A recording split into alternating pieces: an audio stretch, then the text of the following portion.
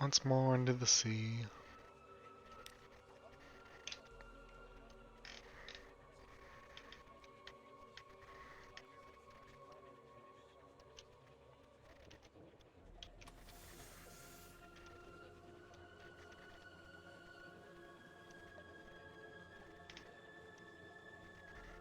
Yeah, I'm still feeling that too zoomed in nature.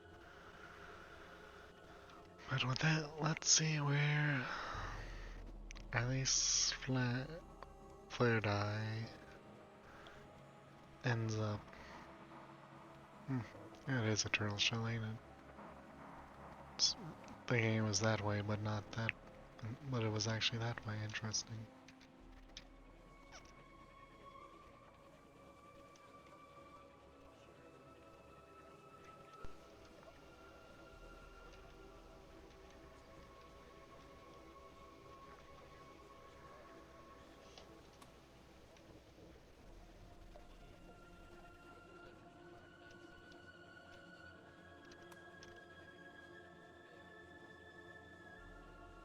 Yeah, I'm definitely hearing voices in the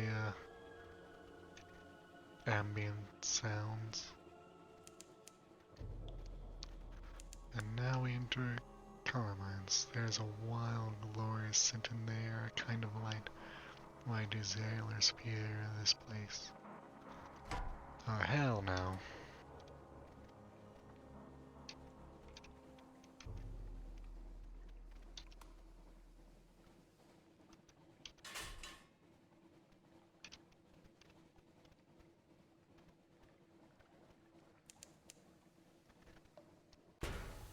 Really?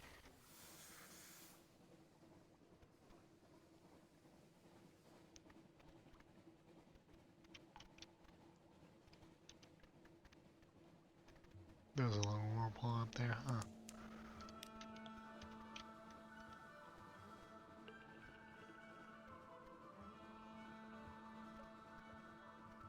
Interesting. Interesting.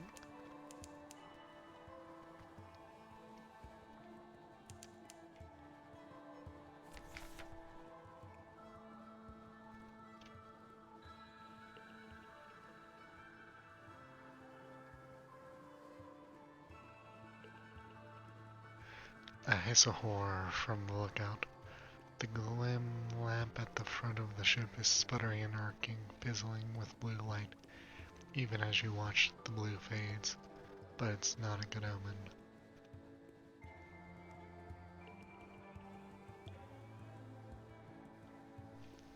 Attempt to calm them. There's a perfectly natural explanation. Straightforward challenge, 100%. Spin them a story. And now any lover knows what a blue light means. I'm just gonna do that because I think that spins the Z story. Light meets dark. The darkness underneath is more than the absence of light. It's a physical presence which distorts the shape of the world. Your light melts the darkness, restores sanity to the world. You explain something of this to your sailors. It's not the first time they heard it, but it seems they heard it, but they seem slightly less nervous. One fragment. Quaint. Astium. No shop, shipyard, officers, journal. Sun. Sun, a great beam of sunlight bathes the island. Squint into the dazzle far above. There's a hole in the roof. In the light you see beaches of white gold sand, trees heavy with bright fruit, the reds and blues and greens of the surface. Investigate the ruins, gather supplies, go beachcombing, compile a port report, write fast the light scars. After a burning after image, your eyes water, the page is blur. The report is one of joy-filled complaint. Astral has a beauty too bright to be appreciated. Perhaps the Admiralty can find something of use.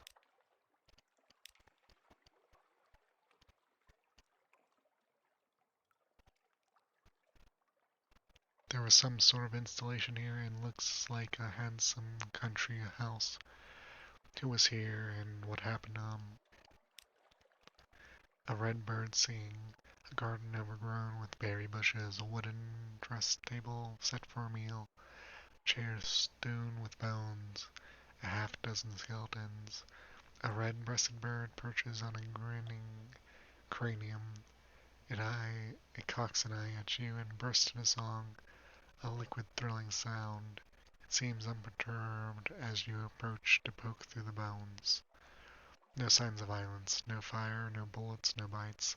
These people died peacefully sitting down to breakfast as the surface sunlight spilled over them. Sunlight can kill at any time. The longer you remain here, the more danger you're in. So why did they stay? Perhaps they stayed because Astroval is as beautiful as anywhere in the Neath, and 10 times as generous. It's a fine place for a colony. You can found your own pocket kingdom, if you could do something about the sun. But what? What has power over sunlight? What makes the impossible possible?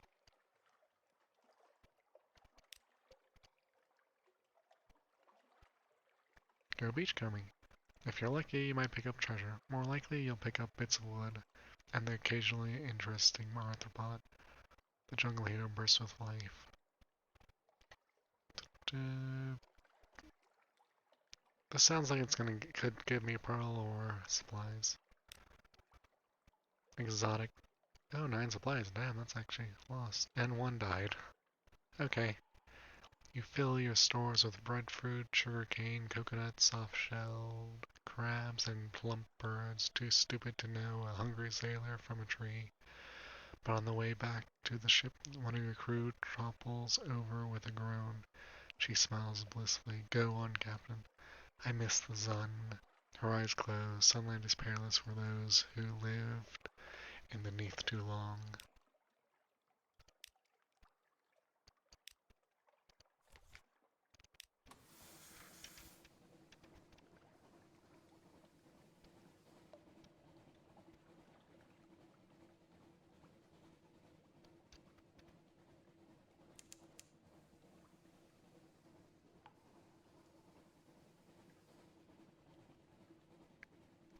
You know, I'm really glad since I'm planning to do the dumb thing and go the long way around. Yeah, it's extremely dumb. In fact, I'm committed at this point. But I also got like 5 more fuel and supplies worth. So yeah.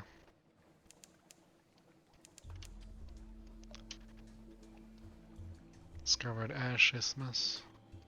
We approach the Empire of Hands. Let us collapse our assaults tight. List the Pentaco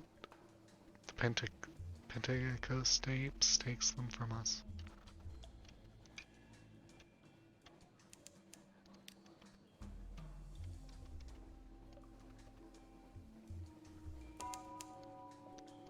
You have gained a secret.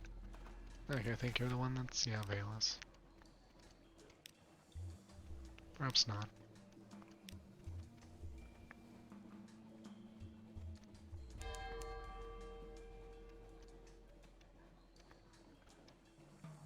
Okay, quite. Where is the... Okay, there it is.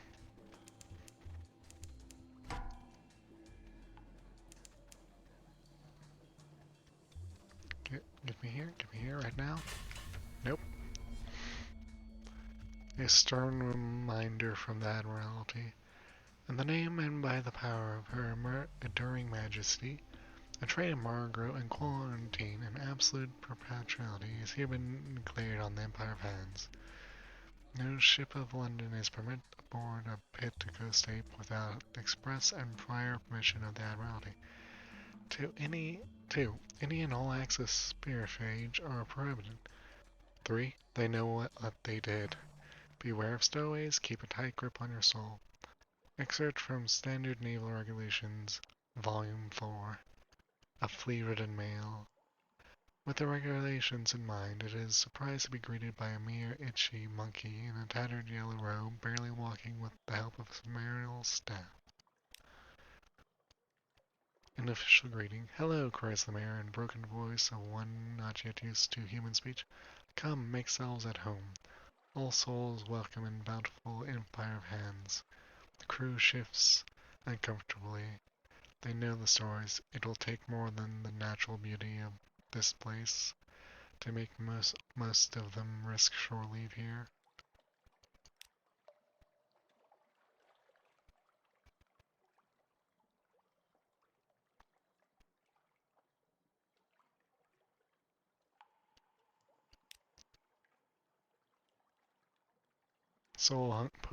Port Staton.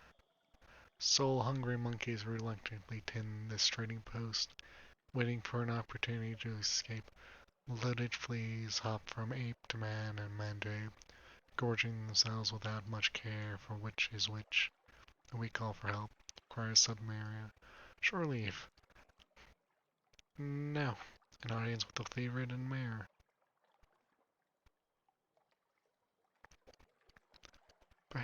Prepare a comprehensive port report. Zeppelin.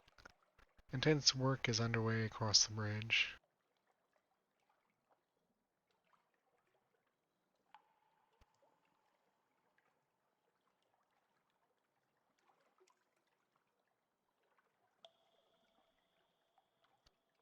Prepare a comprehensive port report. Few have reason to brave the waters in this far east, especially with the trade embargo.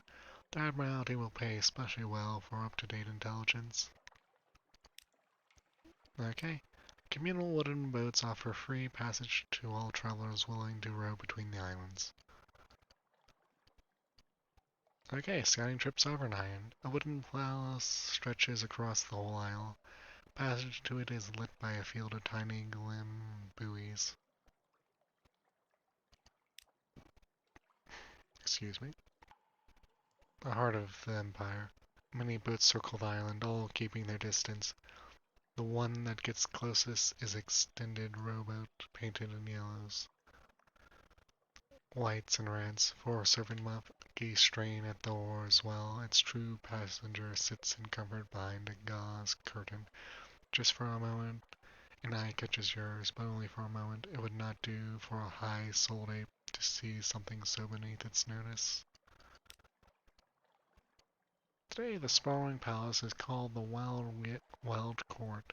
Tomorrow, who knows? The world of the Pentecost apes is one of cruel whimsy, where stolen traditions last only as long as their amusement.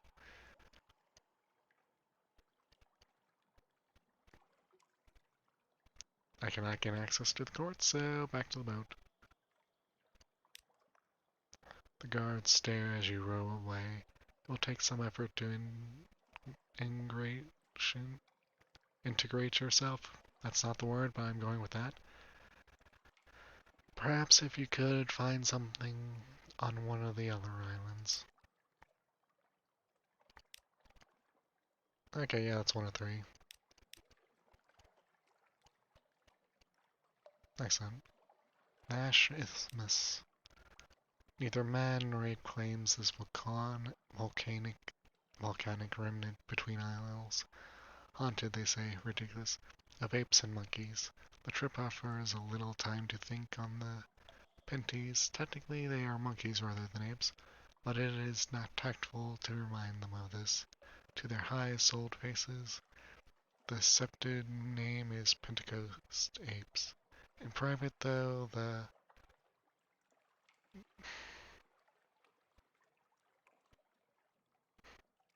B monkeys, B_Y monkeys, is about as common. It is, one might say, an ad hominem insult.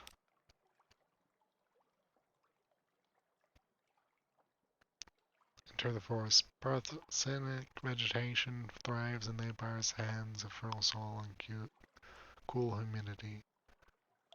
There's nothing here that would concern the Admiralty. Return to the boat.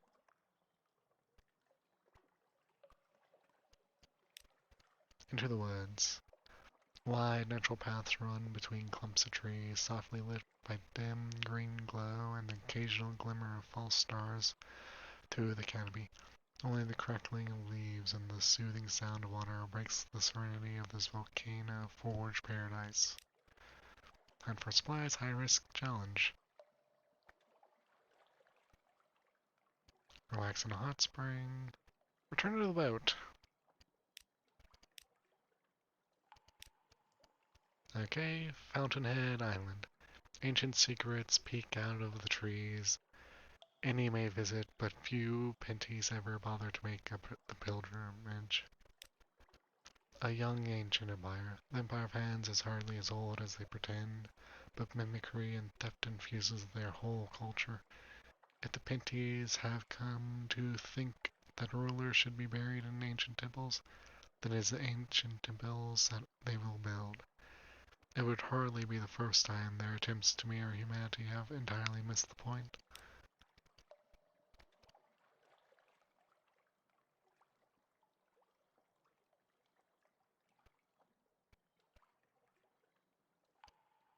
It will take a return the boat. It will take a better equipped expedition to uncover this island's secrets and treasures. Perhaps there is someone in fallen London who might be able to help you get to the treasure of this island. Heartshake Island, a thin pillar of greasy yet appetizing smoke rises from the only human settlement in the empire. The Bloombatch Quarantine. The Admiralty has never stated precisely why it seeks to keep the empire confined. Their most opposition to it faded once said opposers actually encounter a Pentecost ape. They have been easy to corral, however, though they do not lack wit. There is not an intervening bone, though they do not lack wit. There is not an invented bone in their hairy bodies, and no amount of stolen humanity has taught them the art of creating engines.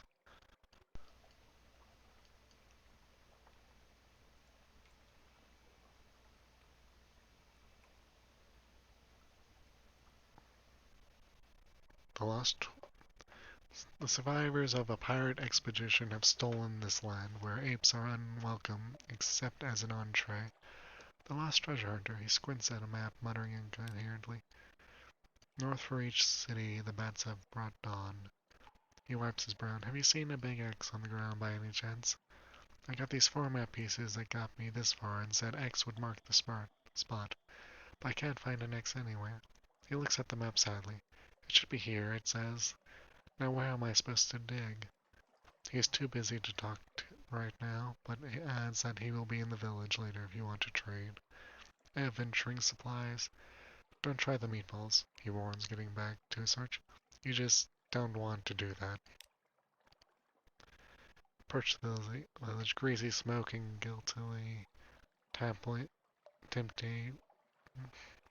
Greasy smoke and guiltily tempting aroma rises from a collection of huts around a long beached pirate ship and a field of pointedly impaled monkeys. Explosion almost takes off your head. Sorry about that, booms the poster-inspired, lowering a smoking blunderbuss as bits of shattered tree rain down. New arrival, are we?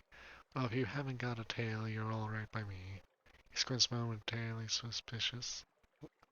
You don't have a tail, do you?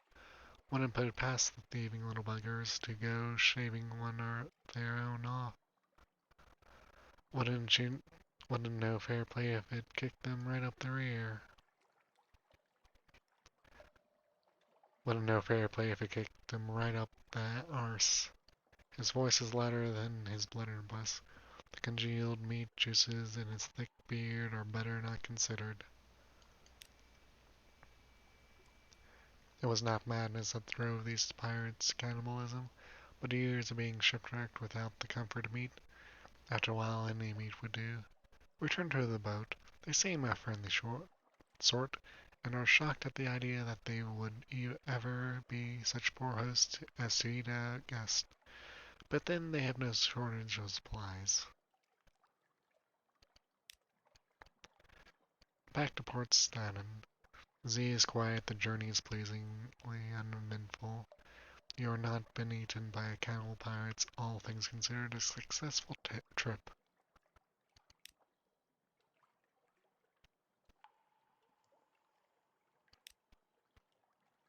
Prepare a comprehensive port report. Gained 100 fragments, excellent. Dials, islands of the Empire, all the warrant further attention for now, though. It would be best to see if your initial discoveries can whet the interest of anyone back home. I'm guessing, yeah. Um,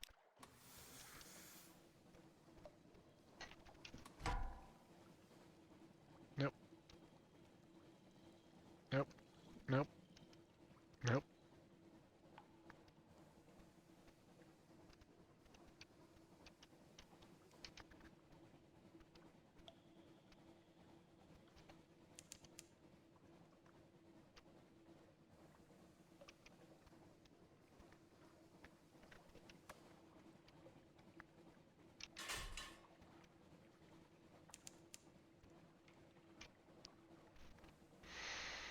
Okay.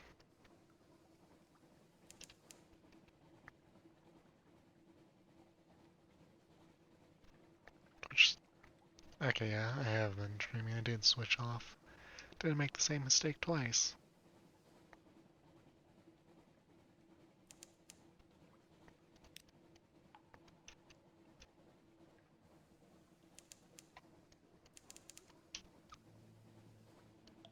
Azalea raises her head, sniffs sharply, blood on the wind. We have entered the sea statues. Giants gape at us. King Eater Castle rises above ahead. Our fools give up their future. Our fuel reserves are empty. 2 supplies, yeah.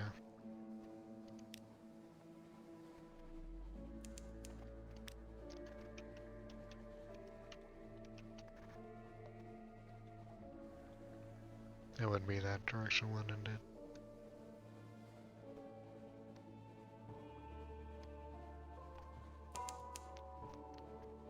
Sacred Gain, speak to, and yeah.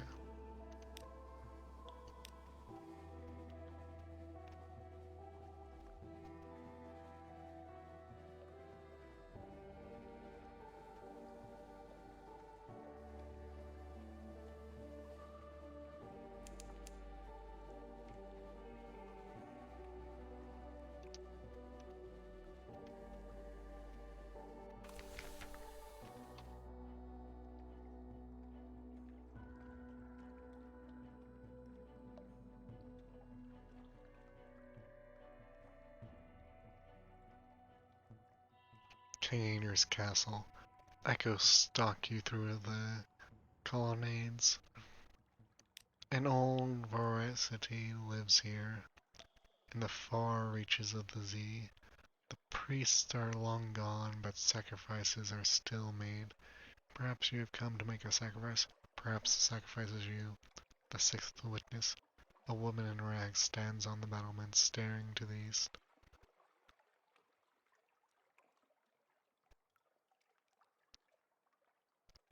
Oh yeah, this is where the gal-eyed engineer wanted to go.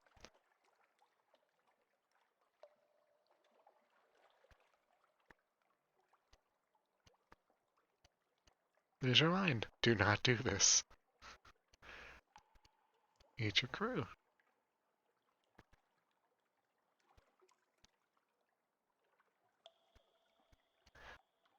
Offer your stories, all of them.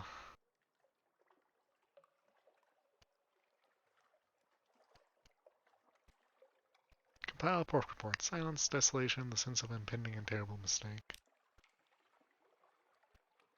Everything is horrible. It's not really an appropriate title for a formal report, is it? Let's find something more clinical. The sixth witness, a woman in rags, stands on the battlement staring to the east. Okay. Slower by your approach. I'm sorry, I didn't expect anyone else to be here. Sit with me. No, do not look east. I only dared because I know I will see nothing like the five before me. It is my first time at sea. We did not get out much, but you must have traveled far to end up here. Tell me your stories. You barely begin before she interrupts. How about the Gant Pool? They say there you can see the future. If you go, how could you ask what the seventh will witness? I happily give my life to prayer the ground, but to know would be the greatest of honors.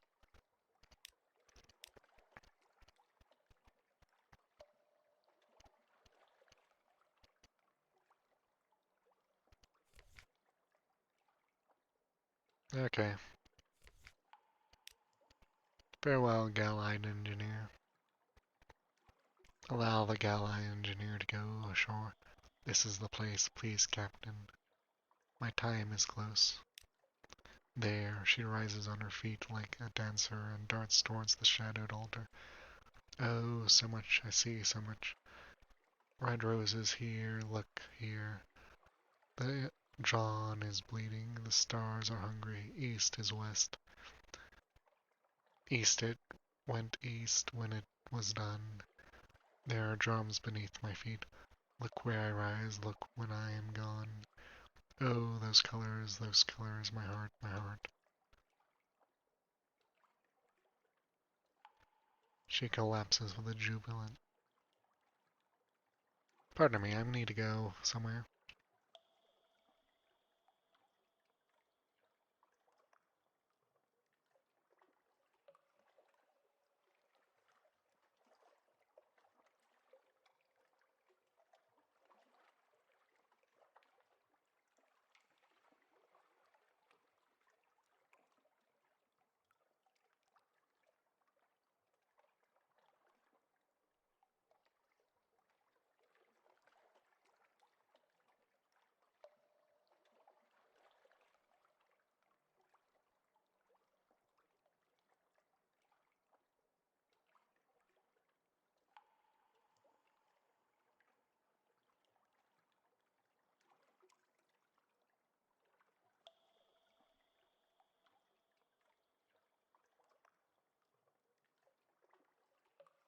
Anyway, I'm not gonna bother cutting that out. She collapses. With a jubilant buzz, a cloud of red wasps bursts from her. Circle once and rise, disappear among the shadows of the column tops. High above, you hear an answering buzz. When she indicated roses, you find a cache of fuel buried beneath the bones of sacrifice. Where she spoke of drums, you find a Canaanite religious treasure beneath the stone world stones. Ivory cups, a hand drum of a shell. The sailors carry your corpse back to the ship. You spare a single glance for the ruined rags of her face. It's enough to see that she died smiling. 3 outlanders artifacts gained. 5 fuel has been gained. The officer is of course dead. As one do with wasps busting out of your head.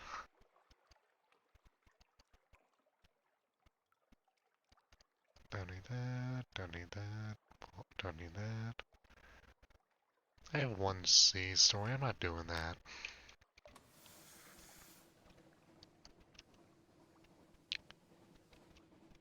Okay.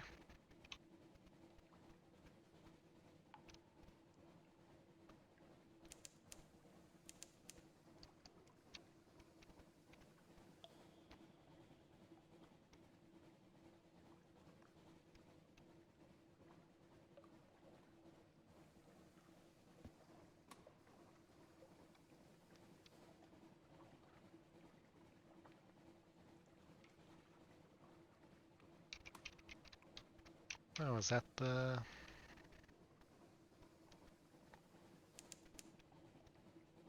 southern continent or whatever? Do I get a... I do. Terror is a... There's a coast. That is sufficient for preventing terror. Really? Can I,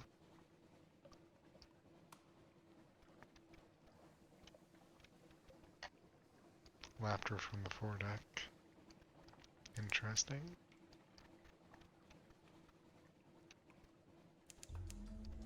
A buttery bloom of light on the southern horizon.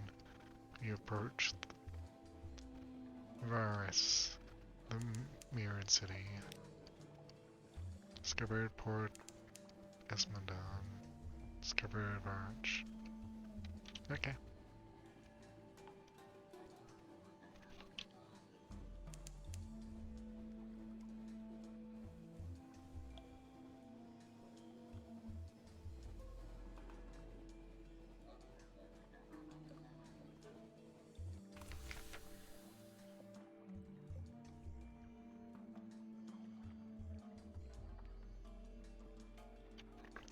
Varus, the mirrored city where light was always the law.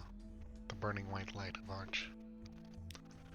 The walled city of Arch is a tangle of green vines and luminescent fungal flowers, slow blooming around moldering stone. At quinchets of carved stippled towers rise over the walls and pour burning white light into the bleak sky.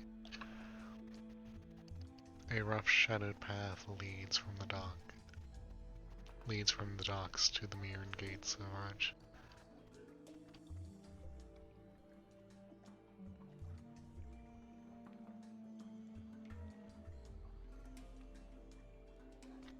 Two towering carved stone lamps throw their light on the angled mirrors, and a blue cloaked guard stands in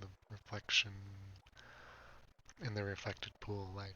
The city is a beacon against the hushed, sprawling darkness of the elder continent. In the far distance, a vast mountain glimmers. Choke on the smell. It is overpowering sweet. It comes from the fungus growing wild all over the city's stones. The sailors wave you over. They are sitting on some upturned crates on the docks, playing a game with mirrored chips and stylized snakes made of bones. Ask the guard a few questions. Never a bad idea to gather a little intelligence before heading into unknown waters, or cities as the case may be. Tell the guard you wish to enter. Well, what else are gates for if not to go through? Compile a port report. The Admiralty will want to know. The mirrored city and its glories. Tone down the details of light and its brilliance. You don't want to inspire envy in the Admiralty staff.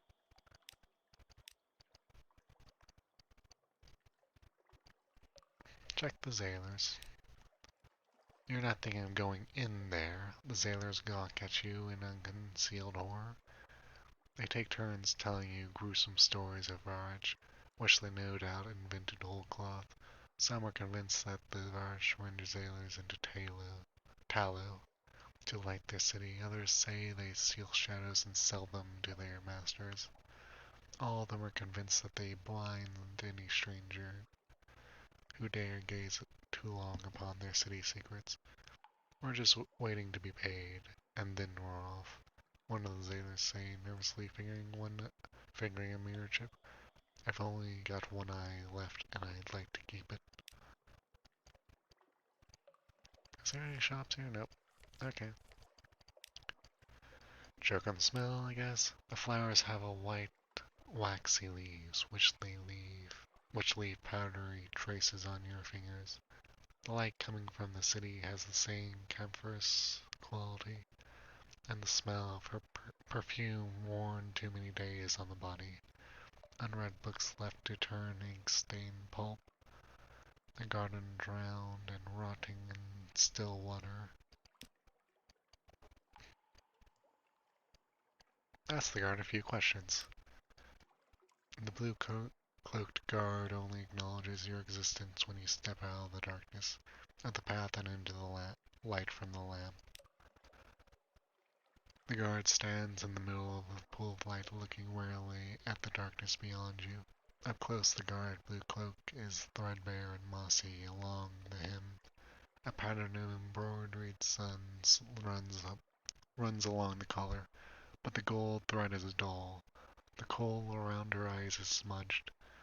Well, Thomas, she asks, are you going to ask your questions, or are you just going to stare? Her tone is brusque, but her expression is curiously eager. You do not think Varich receives many visitors.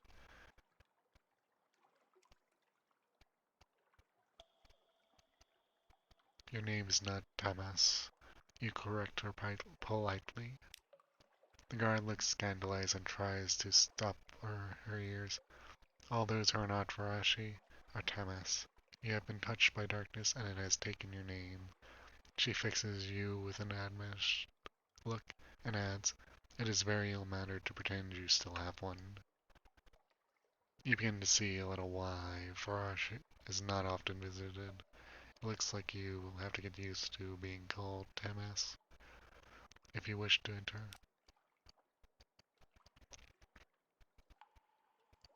Ask about the city's customs. Best to know before you flout them. Easier to plan an escape route that way. Don't touch the mirrors, don't even look into the mirrors, she says, her voice hard, and try very hard not to dream. Were you expecting something along the lines of don't murder anyone or only wear red on special occasions? Still, you nod and smile. Ask about the light. It seems a bit wasteful, possibly even ostentatious. We must always walk in mirrors light, so we burn our lamps night and day to banish darkness from the mirrored city. She tells you proudly, if we let darkness corrupt us, we would not be Arashi any longer, but Tamaz, like you. You wonder if it is that so terrible a fate? Her mocking laugh answers you even before her words do. Yes, it would be terrible indeed, Tamaz. And before you ask, she adds, no, I do not have any desire to leave Varish. The rest of Neath has fallen from Mir's grace, and I have no wish to join them. Ask her about her. Does she like her job? Does anyone? It is a great honor to guard the mirrored gates. She snaps defensively. She gestures to the edge of the pool of.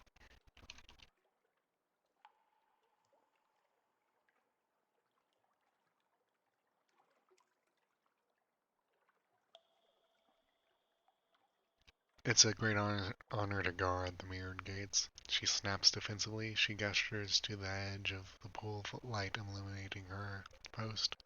It is very dangerous. Even a small stumble and I could fall into the dark. Her voice goes threateningly. I would be banished from Mir's grace. I would lose my name. That is why they only send the bravest outside the walls.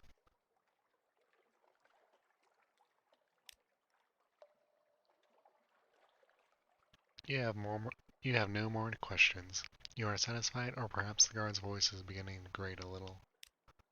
She looks a little disappointed, but does not try to engage you further. Tell the guard you wish to enter. Well, what else are gates for if not to go through? She makes a mark in a ledger before ringing a brass bell. The mirrors of the gate arranged to give you space to pass, but never once allowed shadow to touch the guard. Our ways are not yours, Damas. Remember that, and walk in the light of mirror.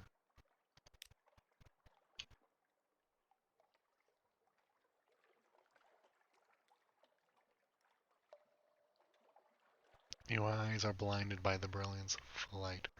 The verdant rot smell is even thicker. The heat of so much flame and reflective light presses oppressively against your skin. Your head pounds. It is a few minutes before your eyes adjust, and you can look around. Brass lamps and gilded scones hang from every wall, and phosphorescent fungus grows moss-like upon doorways and ceilings.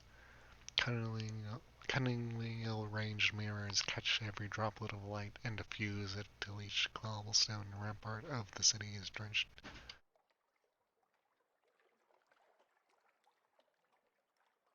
drenched and blazing, utterly without shadow. Who do you speak to? The firekeeper, the white-cloaked guards, the fungus gardener, The jewel turban youth continue explorations.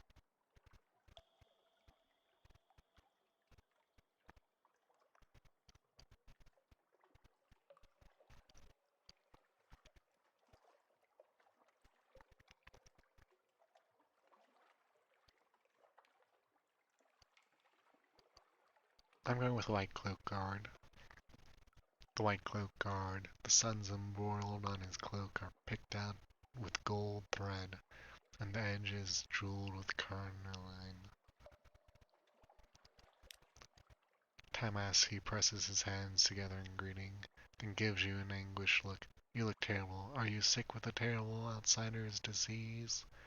Or is that what your nose is naturally like? Over your protestation, he gives you directions to the hospital. Oh, the medics are all butchers to be sure, but they walk in the light of mirror. He adds breezily, and then points out the guardhouse and the vague direction of the Temple of Mir, and a street of bars and gaming houses. We don't want to get a reputation for being an hospital. He laughs as if he had made a grand joke, and you laugh along weakly. Waves are flecked with light.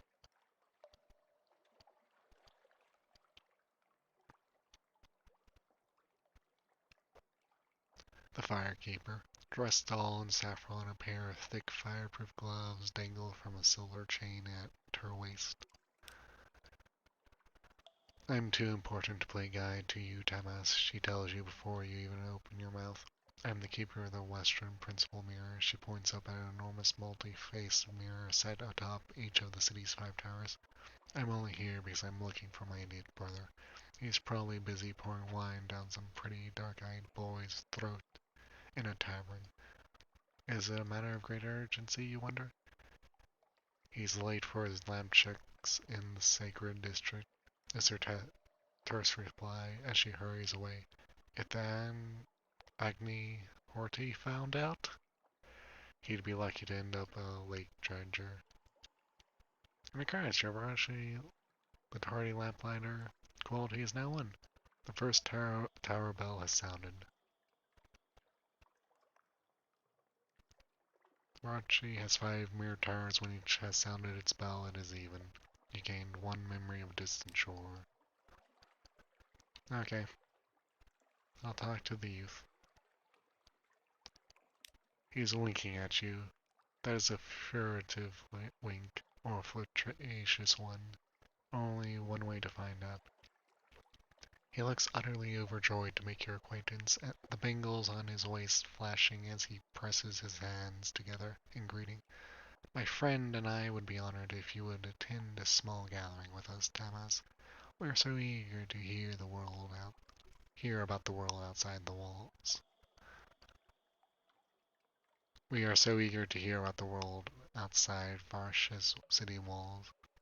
It seems innocuous enough to invitation, but why does his gaze dart around so anxiously as he tells you how to find his mansion in the Eastern District? Continue explorations. Time to inch further than the outer district. The mirrored city gleams invitingly.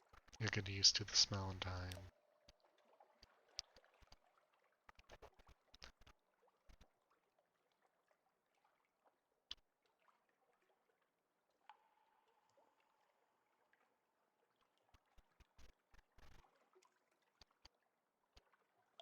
Entertainment vouchers, the hospital, the guardhouse, Temple of Mir, mansion of the jeweled turbaned youth, the inn. The Inspire, the Pilgrim, Amadari. The Dow face nurse's approval, respect to the guards, Agna's interest, and the jeweler's youth. Okay, so the guardhouse. Down a side street, you can see the sun blazing flag from here. Just follow the stream of white cloaks. A modest stone building with bas-relief inlets and wide, unshuttered windows. The stylized sun of Mir flutters from a silk flag above the portico. It is a scene of controlled chaos. You can see the white-cloaked guards bustling bustling to and fro within, shouting companionably to each other while a stream of fungus cutters, merchants, and ordinary citizens petition them.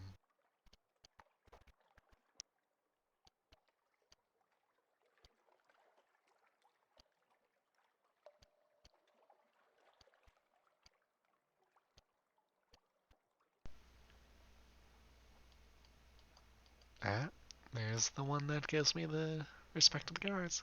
Train with the guards. There's a formation of new recruits doing basic forms in the courtyard. The sergeant does not object when you slip into line, but he doesn't treat you with any particular gentleness either. You practice a few hand-to-hand combat for a few hours and end up on your back. More often than not, they fight in an unfamiliar, light-footed style. A few of the more advanced recruits duel with curving twin-bladed scimitars. Interesting, the sergeant grunts at you. Interesting, the sergeant grunts at the end of your session. You are bruised and possibly concussed, but quite satisfied with your morning. And you think that they may have learned something in turn. You've gained 2 iron. Now 28 in total.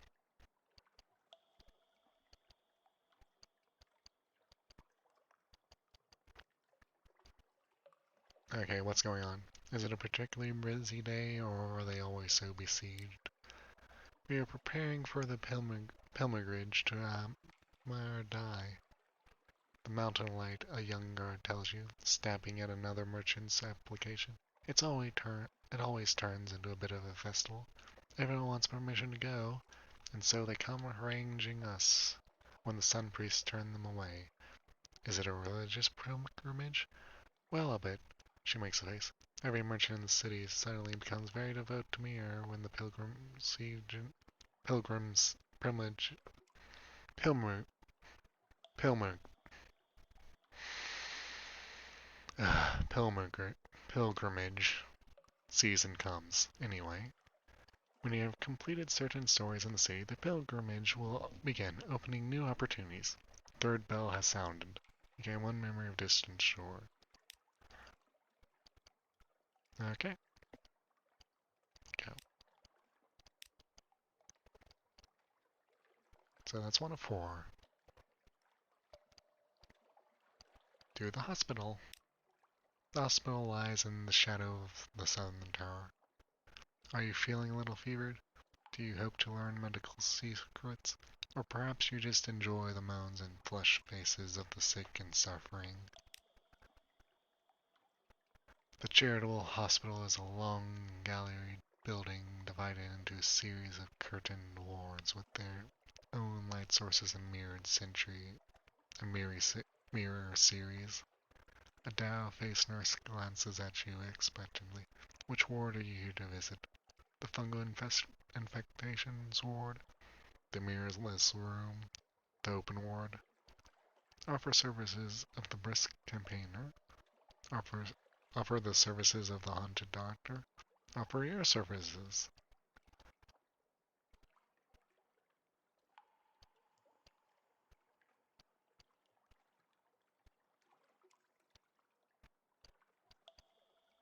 The mirrorless room.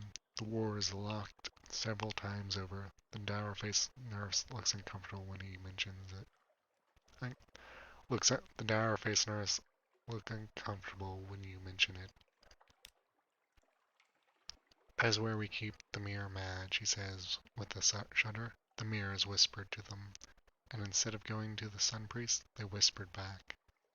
And you just abandon them in a locked room? We don't despise them. They are given food and water. Tending the mirror mad uses up almost as much fuel as a mirror's temple, because they can only be lit with direct lamplight. We don't dare let them near any mirrors. She shuddered again. The mirror mad are worse than Tamas. They no longer serve Mir, but other powers, those that speak in dreams and visions. She refuses to say anything else.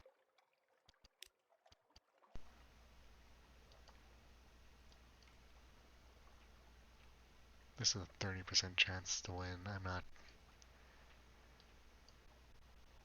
I need a doctor for that. So yeah, I'm not gonna do everything here. Let's see the jeweled turban youth. Well, he did invite you after all.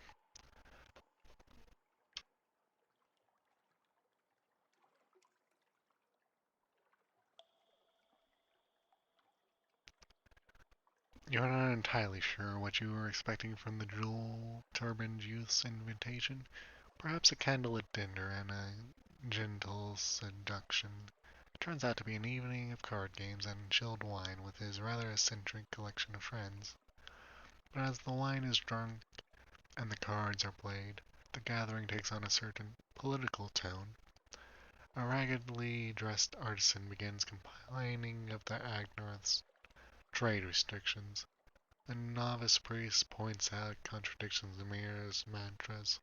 A stone cover questions whether his daughter should also have to follow in the same profession. Will you, the jeweled turban youth, stares at you licking his lips. Will you tell your story? Decline firmly. Tell them of yourself. Invent a fanciful tale. Tale's a wondrous tale. Return to the city center.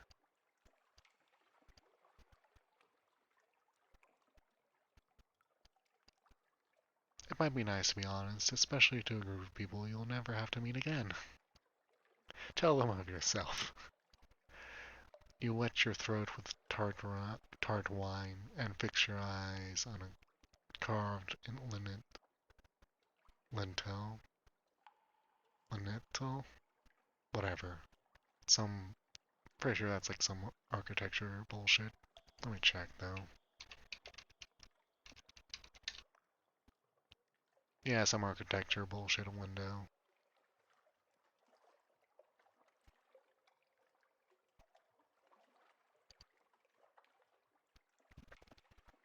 And begin your own somewhat convoluted tale. At the end, they look slightly dissatisfied, slightly relieved. We were hoping, the jeweled turbaned youth clears his throat, that you would tell us, he pitches his voice lower. Lies. You are a little insulted after all. It's not as if you make a habit of telling strangers of your past. I mean no insult, he adds placidly. We only have true stories here in the Arch, and no inventions, no made-up tales. Hmm.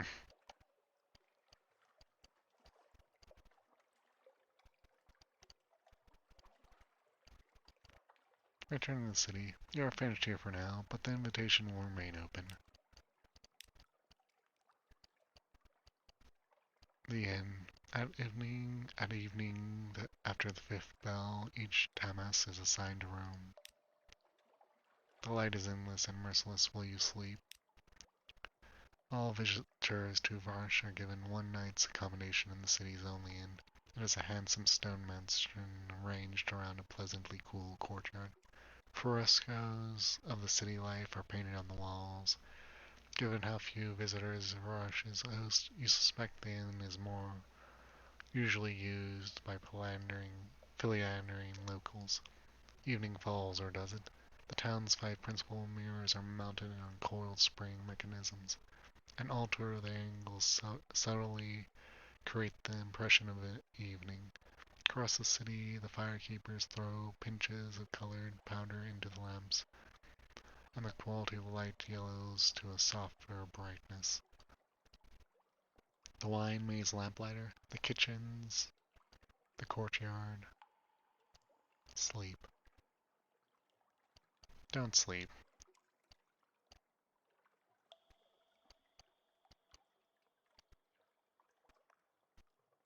The wine maze lamplighter, he is dressed in saffron robes and is indeed pouring wine down the throat of a very attractive dark-eyed boy.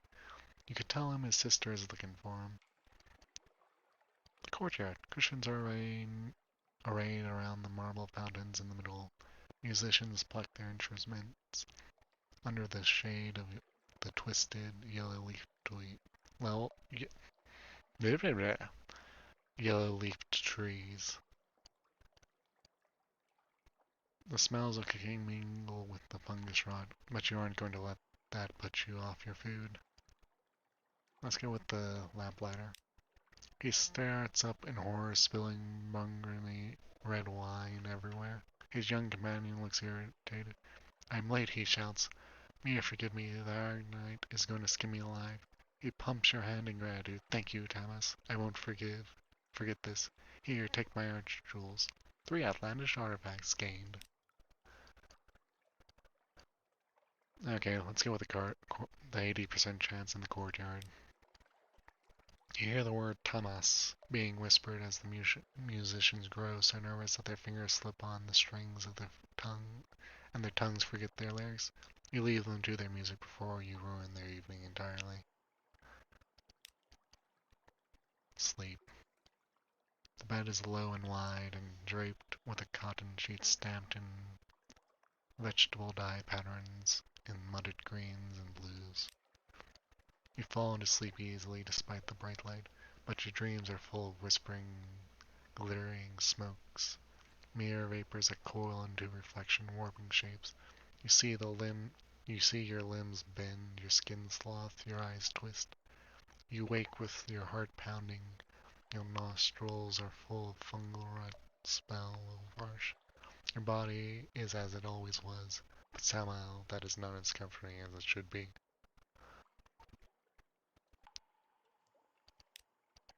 Okay, Dawn and Varsh. Outsider time in Varsh is strictly rationed. Each morning at dawn, the guard visits the inn to eject any Tamas they find. They are polite, but very definite. Into the dark. Return, the guard tells you, but not yet. With that, they usher you into the darkness beyond the walls. You blink, mirror dazzles from your eyes. It's cold out there. Okay.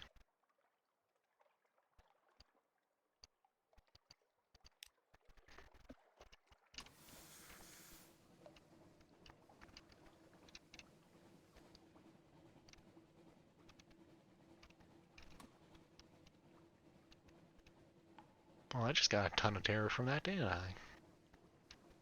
Hopefully I can get back there with the, doctor.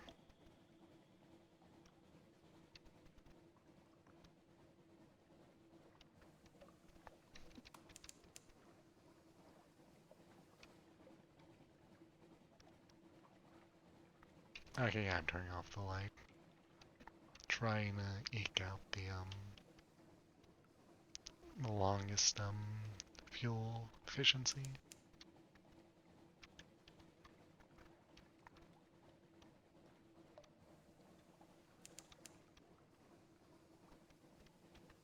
I forget, is that a monster or just...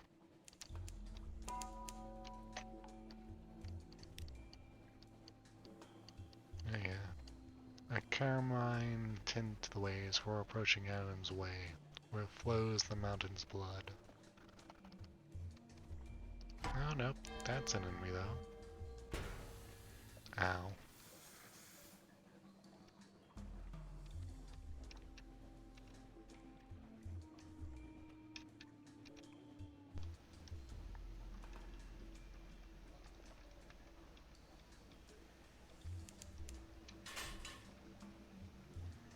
Killing wax wind blows from the south. Engines labor, sailors cry and fall.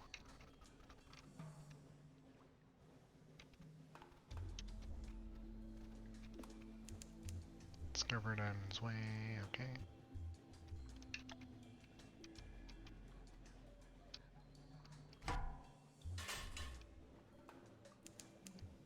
There are no islands within the Z-Bet's range, okay.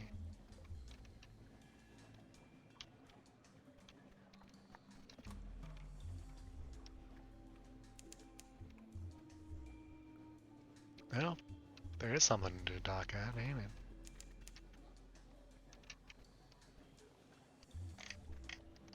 Did I not? Whatever.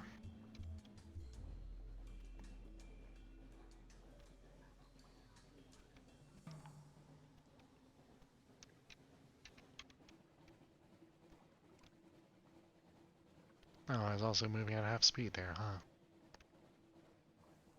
Well, half speed is... Well, one is the half of two, ain't it? So, yeah. On a bed of monumental ruins, warehouses and waste stations of shroom timber rise. Near Adam's Way, all ships approaching Adam's Way are inspected by the gracious, the bright, splendidly head-dressed coast guards. A quaint but unavoidable tradition governs entry. You must tell them one of three stories. In return, you will be permitted to spend a single day in the port. A tale of hail, an unfinished tale, a tale of a city recently fallen. Why are foreigners only allowed to spend a single day in Adam's Way? For your own protection, one of them explains kindly. Unsafe. The soil of the Elder Continent is dangerous to incomers, they claim. Those who linger can contract unfortunate conditions. Hysteria, rapture, animants, and the rumors that Presbyte law offers no protection to foreigners after dark are errant nonsense. Okay.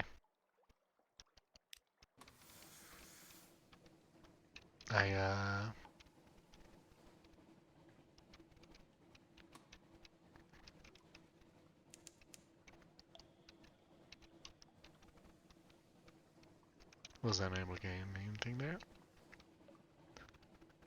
So back to hugging the coast as I head west. Now that reminds me, how much, what am I all carrying? Oh, that doesn't take up, cargo, huh? Neat.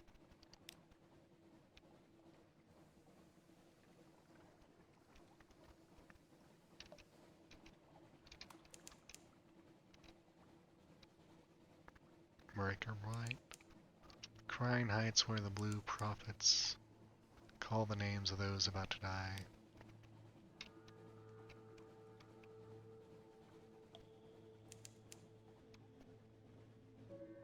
Killing wax winds blow from the south. Engines labor as sailors cry out and fall.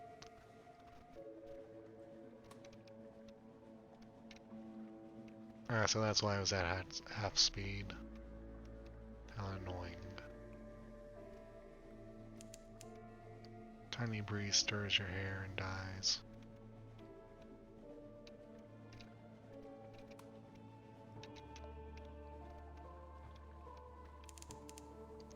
Discovered Corn Heights, discovered Andromeda's rocks. Okay.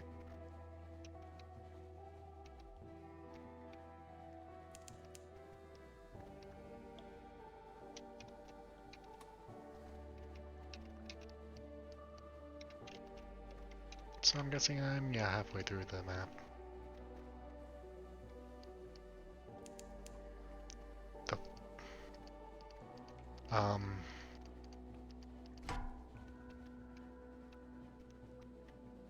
No.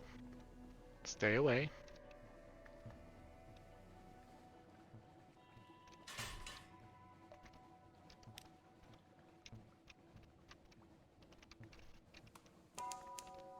You have gained a secret. Speak to your officer for improvement.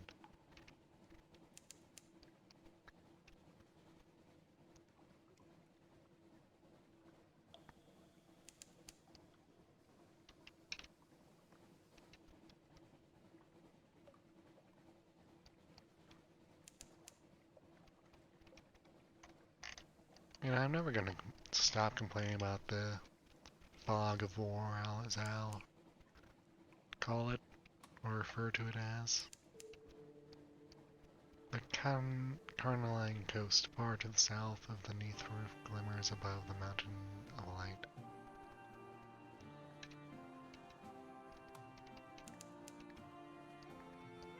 Librarian's Grotto. Like, it's annoying how little the map fills in. We have entered a fog bank. Your gunners struggle to see our foe. Yeah, fuel reserves are empty. Search supplies for someone to use 2 to 1. Terrible, terrible. conversion rate, but better than nothing.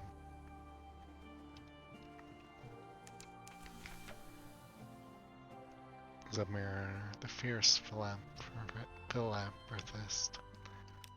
Her house is built in the tall, portiated London style, red brick and white plaster, decorative iron railings painted black. Its mistress is the subject of intense colonial gossip, independently wealthy, an industrial's daughter, a widow unwelcome in London. What then does she want with you? An invitation arrives as soon as you dock. Accept her invitation. It wouldn't hurt to have the backing of a wealthy benefactor. This will begin the quest which allows you to obtain a submarine. You expect a sizable gathering, but it's just you, her, and a decanter of an Admiralty sherry. She is not a small woman, and comprehensively occupies your armchair. What a weird-ass sentence. She wears sensibly satins with sensible shoes. Her hair is impeccably curled. I've heard a number of shocking things about you, my lady, all of which I consider thoroughly promising. Her accent has a hint of Midlands melancholy to it. She must have spent much of her life on the surface. For a time she asks questions about your travels and listens avidly to your answers. Then she gets down to business. A question, my lady. She tops up her sherry. Some years ago, the nations of the East struck an agreement to abandon their research in submarines travel and leave the Z depths untouched. The agreement about nothing of consequence. Sailors mutter about it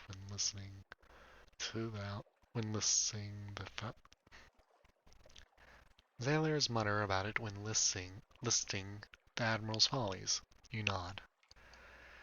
She raises her glass to her lips. And what is your opinion of this agreement? She asks. Scoff about it. It's nonsense. Nowhere should be forbidden to the capable explorer. Prove it. It's probably for the best. The Z's surface is bad enough. God knows what unpleasantness it lies below. This will begin the quest to acquire the submarine. Of course. A new friend. Her smile is conspiratorial. Then we can help each other. I'm prepared to finance, in a large part, improvements to your ship that will make it capable of submarine travel. The Admiralty and other powers disapprove of such innovation. Therefore, we will need to be discreet. I have procured expert laborers and a workshop. They are well paid and loyal. Here's the address. Meet us there and we can begin our work. Phase 1. Contribute nautical know-how. Unlocked with 3 Z stories. You get 1. Some contribute ingenuity, others graft. What you contribute is hard-won, hands-on experience of the Z itself. Okay. Spend Z stories increase experimental modification by 20. Phase 1. Provide additional funding. Specifically apply bribes at the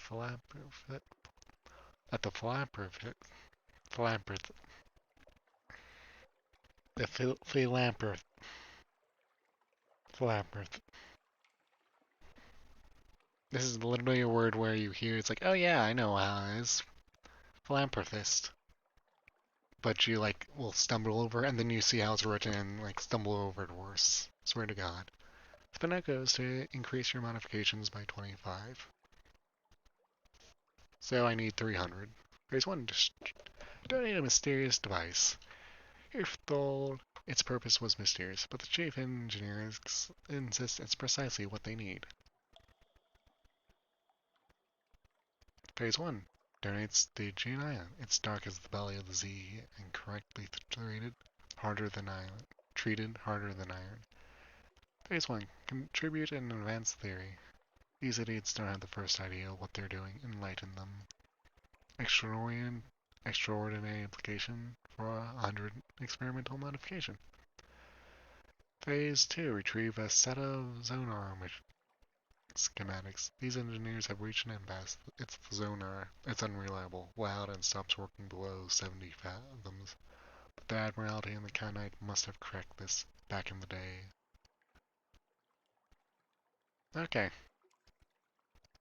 Well, since that's literally the only one I have, no, no, perhaps, probably not though. Z stories, no. It's if it was 1 to 20, then like fair enough. That's like 5. But 300 echoes is definitely going to be the way to go. You close the door behind you, back to Port Carnarvon. The hubbub, the pungent scent of fungal jungle, and the low rumble as tigers pad by on the street. London's first undersea colony sweats under a blanket of southern heat. To the right of the dock, the Sapphire Mines yawn. To the left, the governor's house stands, preeminent an Eldoric mansion. Behind lies the fungal jungle, ghostly in white and violet. Assist a specialized collector. Visit Margaret's Tea Imperium shop. Call the Hearthstone's house. Talk to a tiger in the Blue Bazaar. Call the Hearthstone's house where the governor administrates the distant fleck of Her Majesty's empire. The colonized coast-padding natives are eloquent, placid, and acerbic. Acerbic? Most of the time.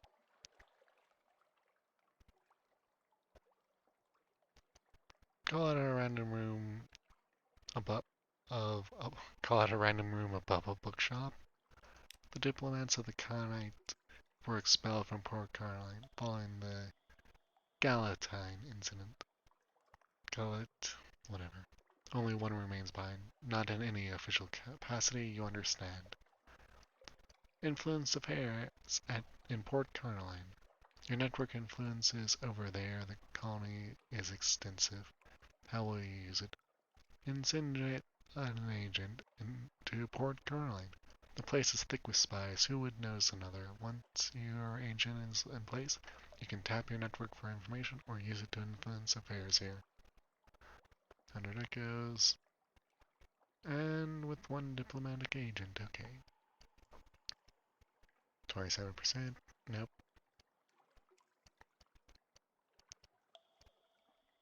Anyway, I think the most reasonable thing is to talk to the tiger. Trouble abroad. The Blue Bazaar is Port Caroline's greatest indoor market.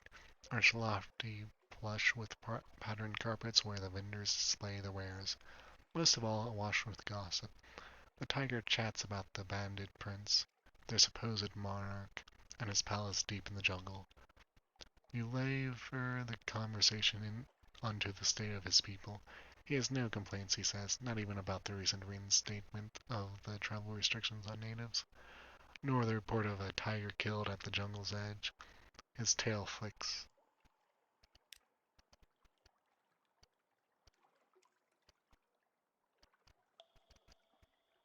Okay, what's in the shop? Fuel for 12. I'll buy like 4. Sapphire exchange, okay. Sack of beans, 38. Casket of sapphires is 86. I think it sells for 100 at London. Pretty sure it's like cheaper in London, like 30. Another 2. Romantic literature, okay. Darkside market. Solace fruit, interesting. Mountain shard? This was struck from the side of the mountain of light. Who is the god called stone? It is holy, treated accordingly. If you don't treat it as holy, it can still be sold as a captivating treasure.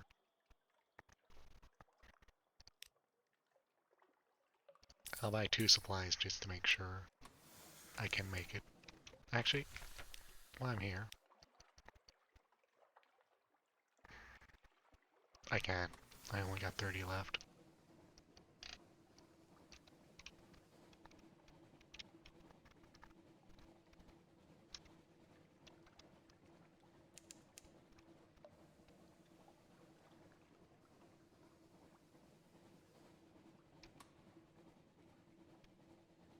Okay. I'm just gotta skedaddle along the coast. Along the coast, I mean. You know? That's the safe thing.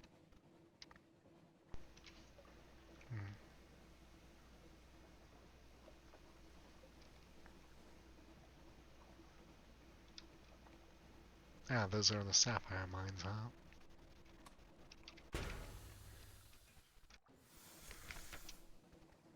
Horse below. The sailors at the rails call softly. Something swims beneath the ship. I saw it looking at us, one says, his voice trembling. 40%, bring out the nets. Well then, let's catch it. Call them away, don't look. I'm too high terror, so, fuck it. What is it? It comes dripping from the sea, sleek as a seal, but its eyes are facetted. One sailor covers his ears. I swear, he says. I heard it scream like a woman. You now have one strange catch. You've gained one terror. Succeeded. Success.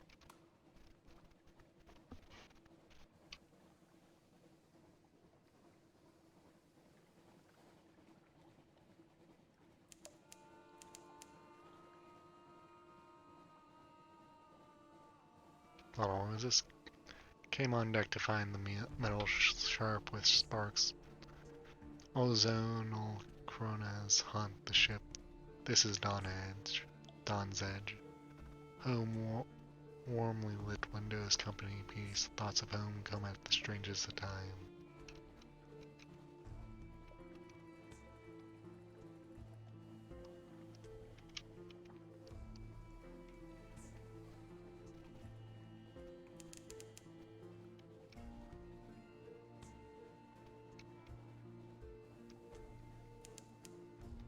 Grand Geodis in the distance to the northwest.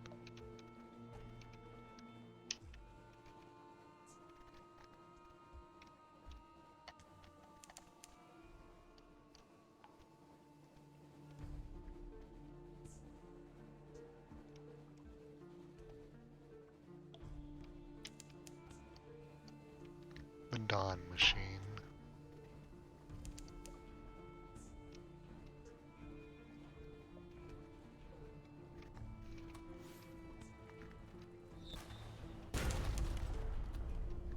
Okay.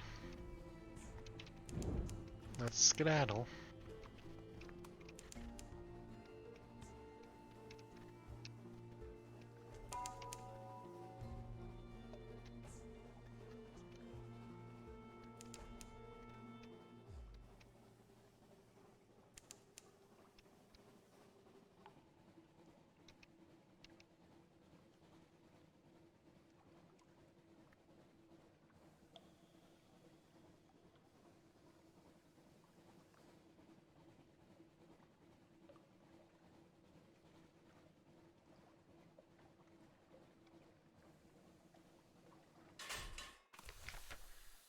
A grand geode, a distant song like a mirage. Naval base with the Royal Navy's emblems. Curiosity amid efficient, bright-eyed women and men work briskly. Everywhere you look, they are singing hymns with unfamiliar words. Hard-faced Royal Marines watch you carefully, barring entry to the geode's heart. A plaque by the dock has been defaced with orange paint, but you can still make out the original inscription. Station 5, adjacent. Speak to someone with an authority. What is this place? Compile a port report. Ask the commander for a defense against sunlight for Estival.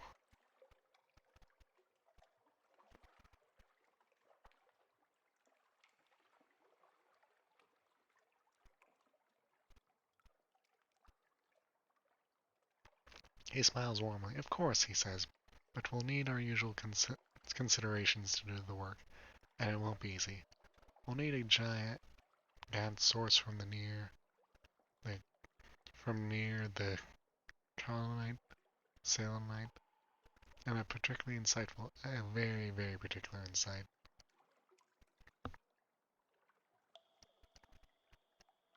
Compile port report. Does the Admiralty know or want to know? Take a discreet note. The Marines are watching. Speak with someone in authority.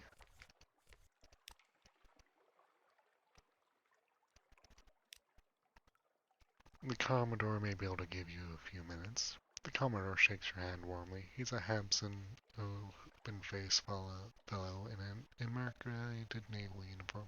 His office is equally handsome. Hamson. It overlooks the glittering interior crystal cliffs. It must be as well lit as any study underneath. He deflects questions about the purpose of this installation. Classified, you know. But smiling offers you tea, biscuits, and mineralogy anecdotes. The biscuits are good, but the anecdotes are anecdotes rather blend one into the next. You find yourself nodding and then jerk suddenly awake. The Commodore is smiling. Your cup is empty. You feel well. Very well. A little euphoric even. Come back soon.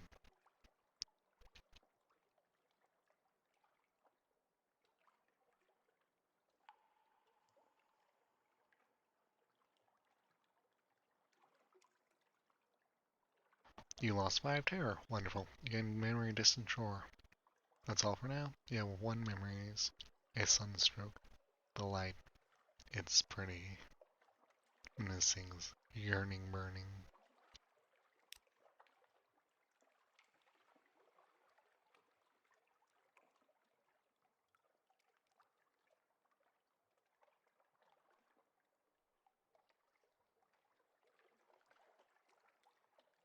A dark speckled woman marches up to you and in some haste.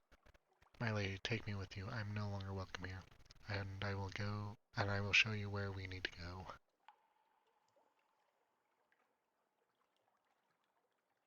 Purchase an element of dawn from the Commodore. The Commodore welcomes you, smiling. Into his immaculate office, crystal glitters in the walls. Of course, he says, glad to help. But we'll need to cover the expense for an element. The light only produces so many, you know.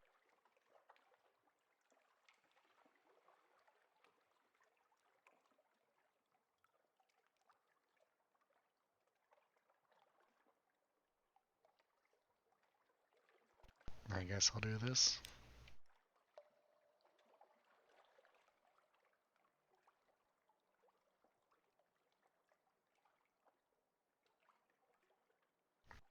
Here I am, a ship I suppose is both always here and never there because they've becomes here. Okay, point your new officers. Yeah. Okay, officers. First officer. +6, +3. Okay, yeah. Speak to. She has the discomforting, even irritating habit of answering your questions just before you finish speaking. Invite her to dine with you. Requires Enigma. Ask her to dine with you. Enigma. Invite her to dine with her and ask her to remove her glasses. You'll need to temper with the finest gossip at the Z. Ask her to dine with you, but don't ask her to remove her glasses. Ask her. Yes. At least Salt's song. Perhaps not.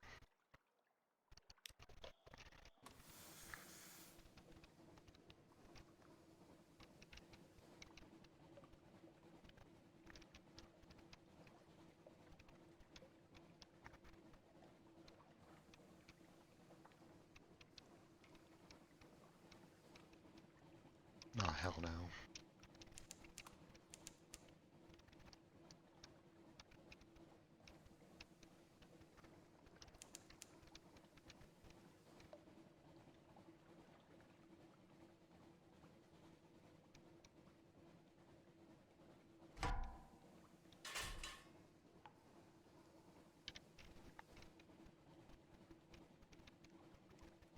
Okay, there's the coast. Let me get to the coast so I can go to hell and buy some fuel. Sizzling vapors rise from the sea. Time slips slide in ways. A coral rope has strung a stroker, and its fellows beat it to death. We are under the hands of the Iron Republic.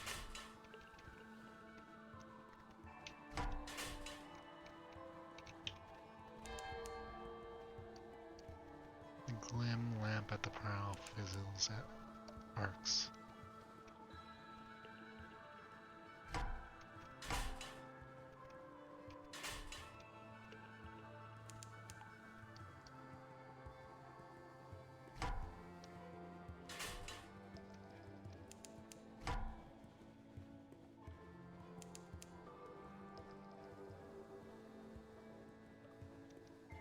Okay.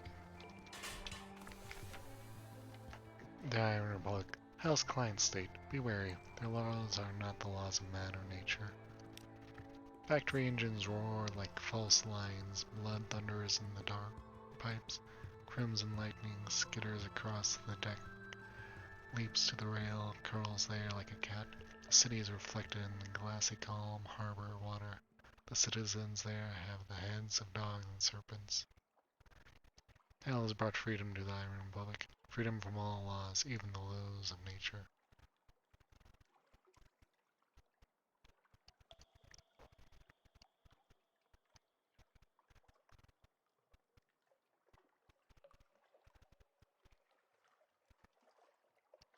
Now, not compile report. Planetary artifices. A tittering artificers project. Nearly ready, yes, yes, nearly ready. I need more. You can have the prototype when it's done. Take it, kill with it. I want to see what damage you can do. Ammunition will be difficult. It will cost you so much. Oh, so much. But the weapon. Oh, the weapon. This is a forward-mounted weapon with unusual characteristics. So 12 Devilborn dice and 7 stickers in ivory. Okay, I'll do a port report here. It won't be entirely straightforward. The streets won't lie straight, and the ink freezes whenever you look away from the inkwell. Fact and fiction.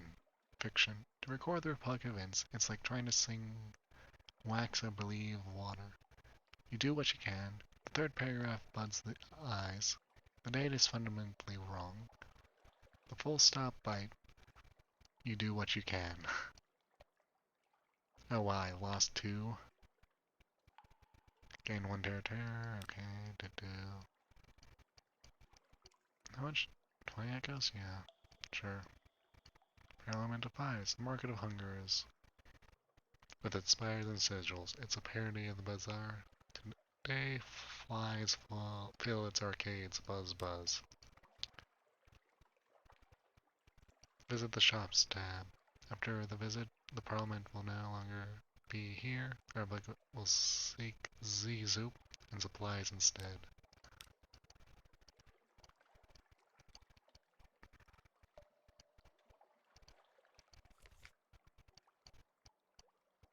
Yeah.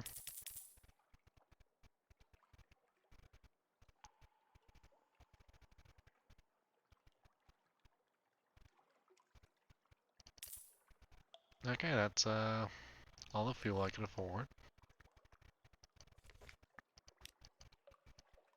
And just because something awaits me at port. Shops tab, the house, sea soup. Sell for 25, and yeah. Okay. Why did it? Sure.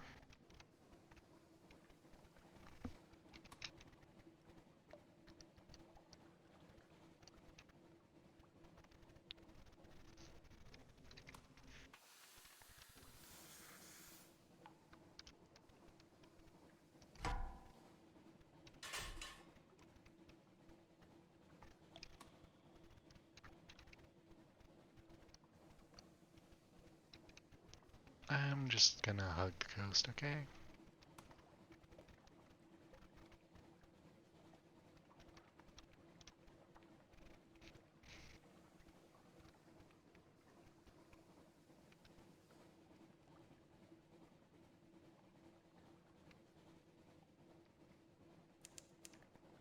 Thank you for giving me that.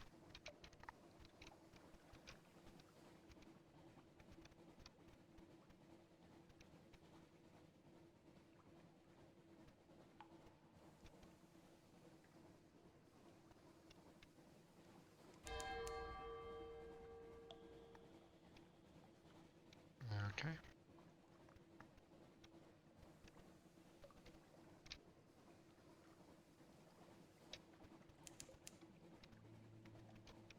Excellent. A white sea bat.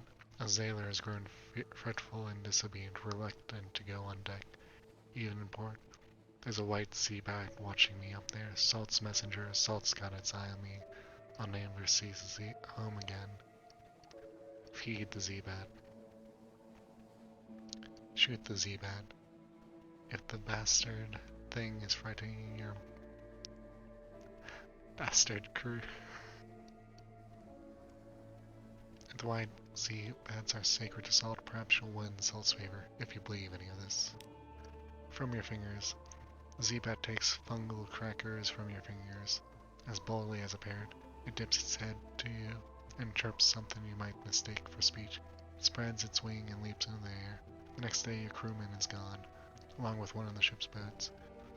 No one saw him depart, or know why. Know something of the three of the gods of the sea.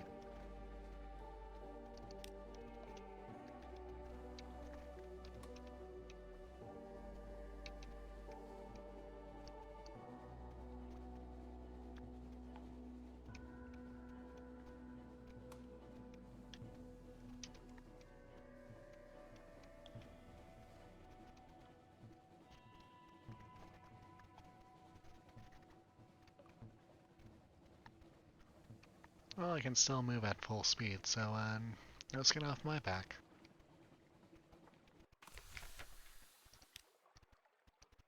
Travel to the surface requires 2 supplies and 22 fuel and minutes of yearning. No. Port report. Business as usual.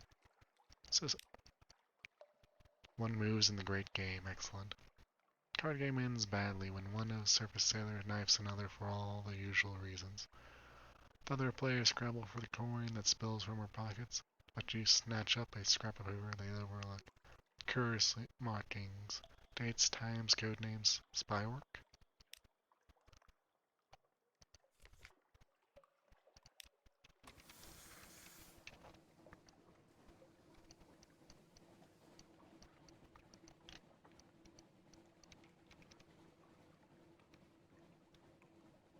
Okay.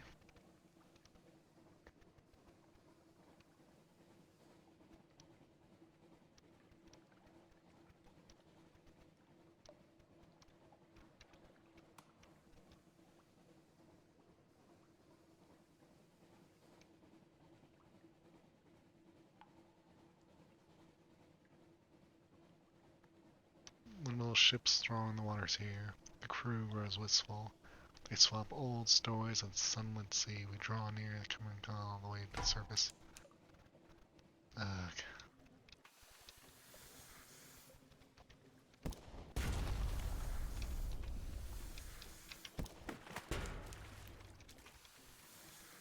Oh, that's only 2 damage? Excellent. Dissected for knowledge. Okay. Yeah, okay.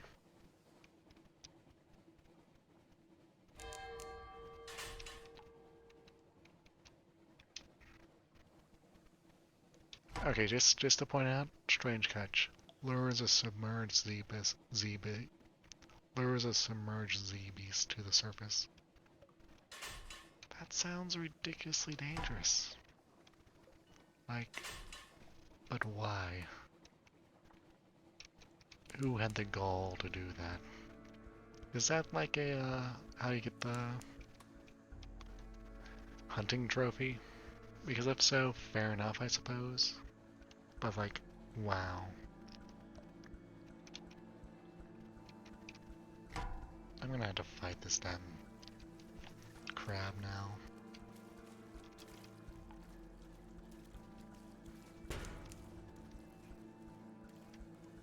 Get your ass back here, you little shit.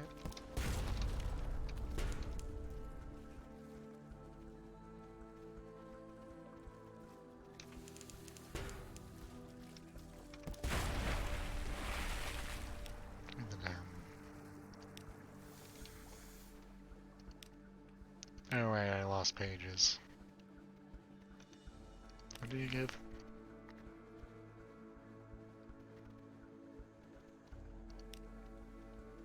Yeah, okay.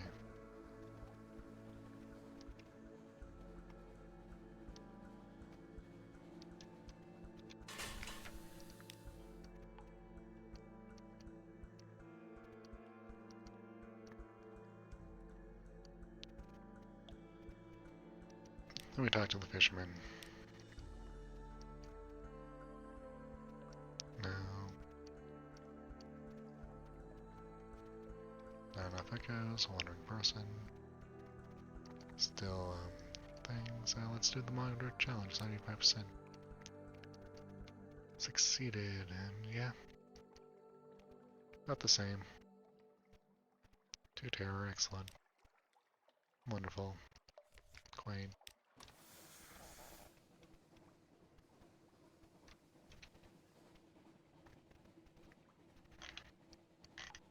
Okay, yeah, that's just the,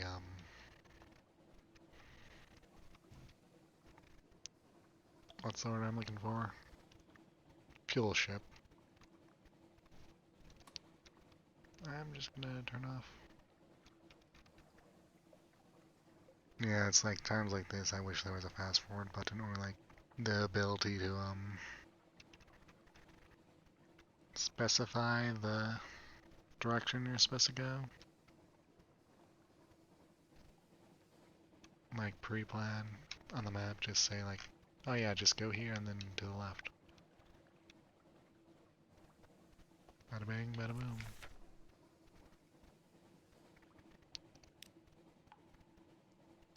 No sign of the beast, empty nets, empty hold, empty house. The lookout says, you glare at him, but the damage is done.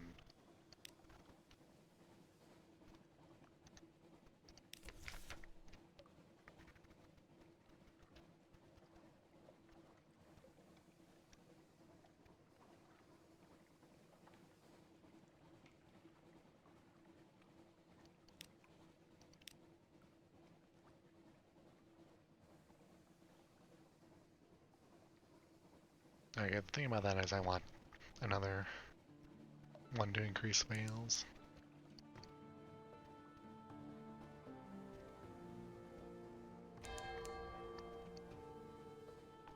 Excellent.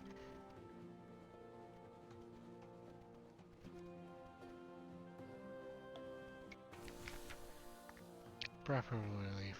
As soon as the gangplank touches the quasi-side, corner side, the terrors of the deep Z lighten, walk taller, smile more readily, but what dreams may cling. Get out of one menacing nightmare strength.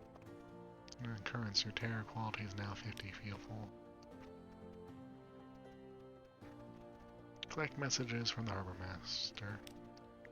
Something needs change, someone wants to sign on, that's all for now. Yeah. Okay, Dark. Admiral first.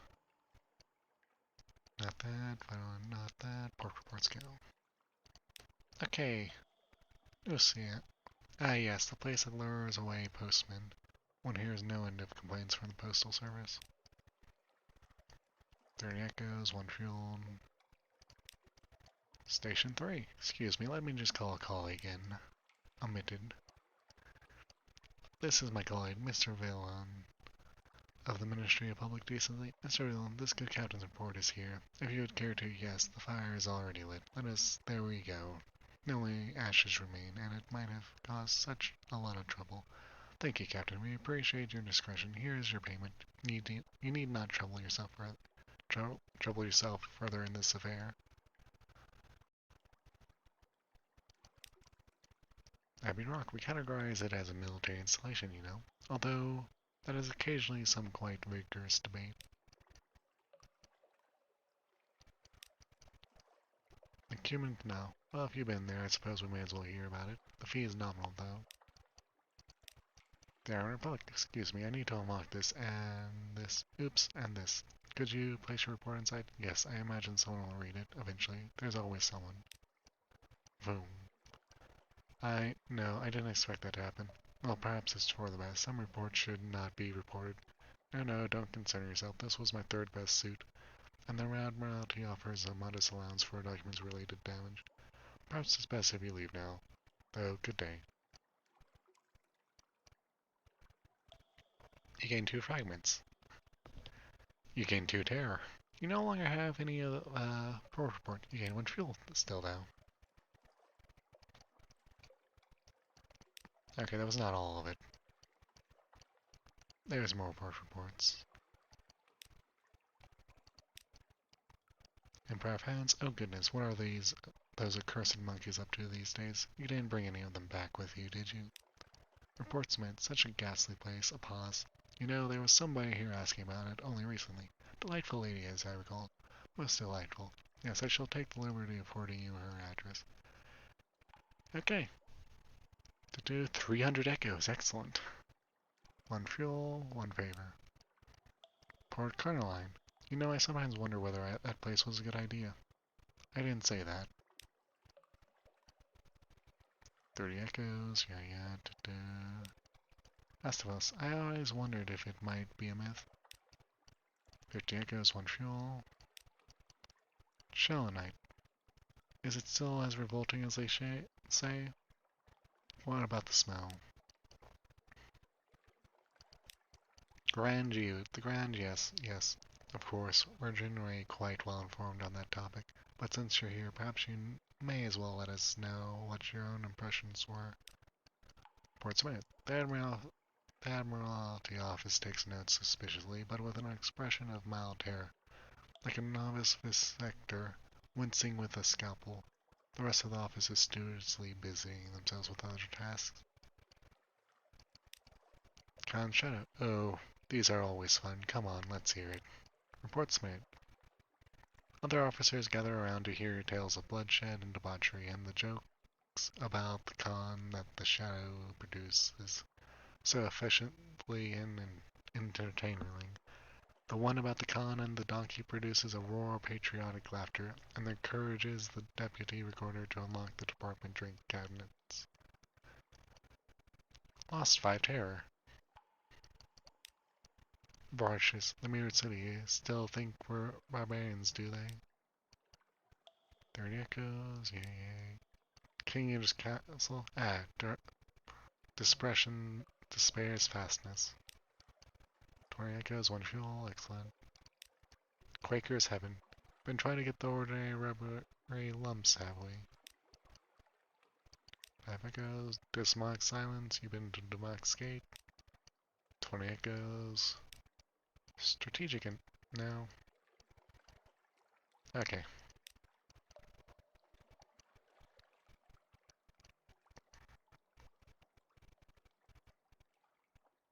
It is very firmly prescribed. The Admiral will probably be quite eager to hear where you came by it. I can return to the docks. Visit the university. Visit the Rose Market. Corals and Wolfstack decks. Okay. Hold on, shipyard. Trade. Oh, I need a ton of broadcast. 40. God. Ships are so dang expensive. Except this one, which is apparently a punishment according to the devs. Okay, you're 30 echoes. You're hired. Say no more. Wait, that was literally...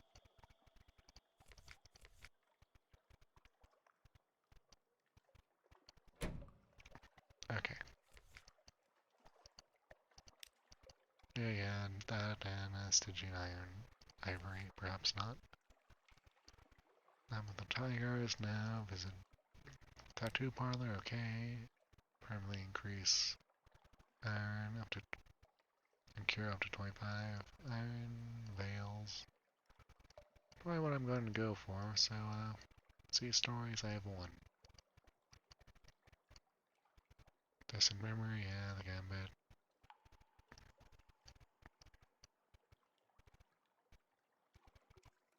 Hold on, what do you upgrade? Hearts? Okay. You. Veils. The gold needle pricks. Lily Cathermos hums. The design is complete. A ship's wheel, but with a curious elaboration to the design, like an optical illusion. We are not the messenger, but the message, Lily intones. You frown. She dimples. Oh, alright, that's just something Mr. C would say to sound impressive. I don't know what it means, but I like the design.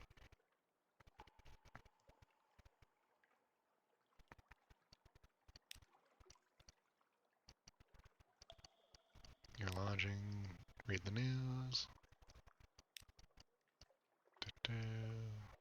Elegant Townhouse is another 1,000 echoes. An invitation to Benthic College. Your travels has caught someone's attention. Benthic College is pleased to invite you to an exclusive and educational evening with Lady Agatha Threadgold, delightful adventuress and racontants of thrilling true tales of feast and spunk. On the back is a scribbled note. Come speak to me afterwards, darling. Opportunity beckons. Attend the lecture. Opportunities are always worth exploring, at least. A trip to Benthic. Benthic is the most open-minded of London colleges. You find yourself waiting for lecture in a queue of students, devils, and bohemians, observed with some scorn by passerbyers in Somerset colours. Her feet have trodden lands most in the Neath have never even heard of. Her eyes have seen every opportunity for fame and glory while there. In an evening with the delightful adventuress. Whoever she is, she knows how to pack the hall. Not a seat is empty as she takes stage.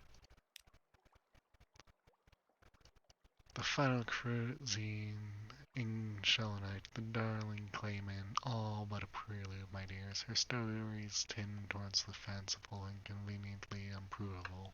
But delightful adventuress has creditless audience spellbound for hours. Many of her tales of monsters and lost cities have a common theme.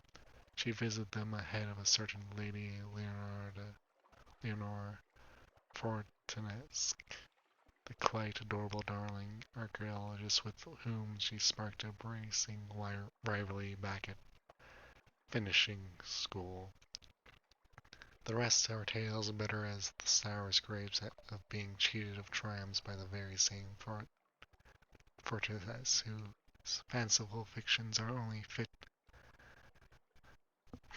whose fanciful fictions are fit only for the penny dreadful. By then, her stories are notably more bitter than boastful. She still receives a standing ovation. A business proposal. The delightful adventurous masked clayman Barnett escorts you to the principal of Benedikt's study, where she sits sipping brandy by the fire. Ah, my dear Capitan. Firelight gleams in her eyes as she raises a glass. I hear you are recently returned from the Empire of... Oh, monkeys. Hands. Yes, of course. It is a rare breed that can make such a voyage. Foolhardy, too, perhaps. She sips her brandy. I wish to charter your no doubt fine vessel to that primitive little island chain. There I shall find what I need to show up the infernal for us once and for all, and you, the delightful adventurous Squints, sizing you up, sufficient compensation will not be a difficulty. At most, mutually beneficial arrangement, you will agree. Except it is a long voyage, but you know the way. Splendid. The delightful adventuress drains her glass dry. Then we shall see upon the morrow for the voyage. Barnabas, pack my valise. Adventure awaits. Okay.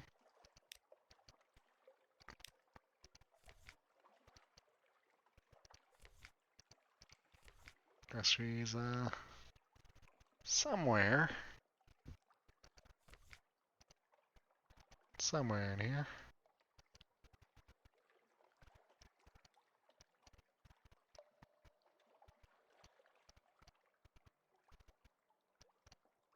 Okay, Empire of Hands, yeah, the ambition, yeah, Story, London.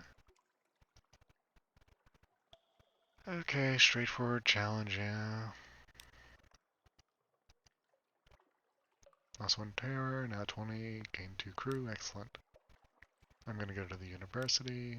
Clan Presto, yes. Ah yes, you. Area of distant shore. Outlandish artifact. What a tantalizing crumb. Outlandish artifact, sure. 100 echoes, excellent. Memory of distant shore. 10 echoes.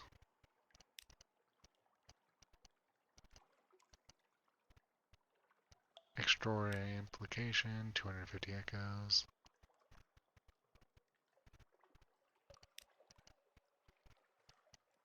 Let's go with another outlandish artifact.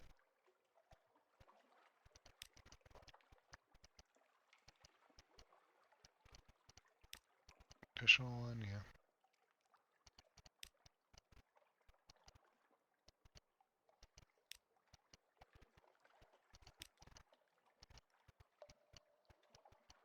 Okay, this is like literally the most money I have made while streaming this game. We have one left, so probably should have kept that, but money. Distant shores. Yeah, the tangos don't feel worth it. Let's see. Rose Market. Jovial, yeah.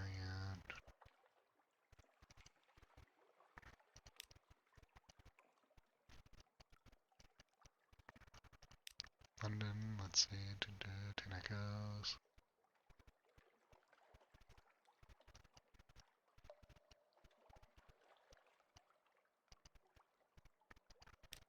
Ship and dry dock.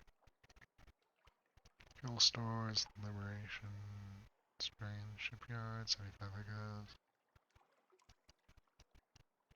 100 echoes, yeah. 3 favors. Yes. That is worth, yes.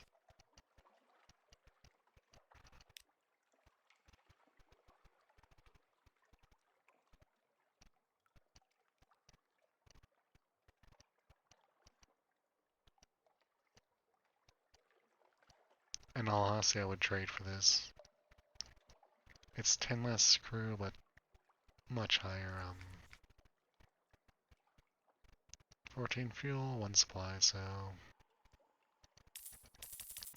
want to get that up to 6 at least. Nothing here. Would rather... This is the one I have, so 700,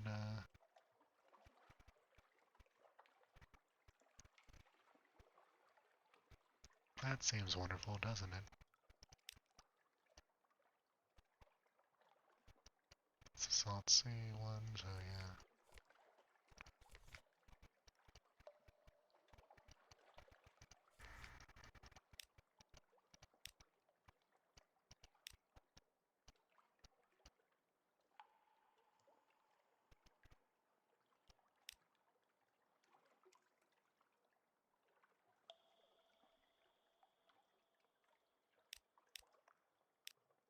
Alright.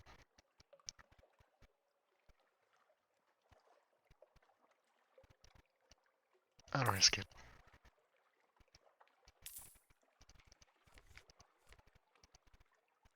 This is probably not a smart thing to do, but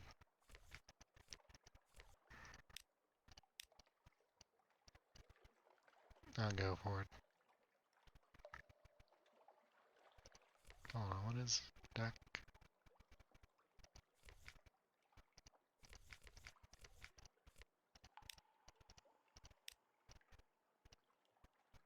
Yeah, deck weapon, forward weapon, deck weapon 12. 12. Maybe 200. 28. Provides torpedo attacks.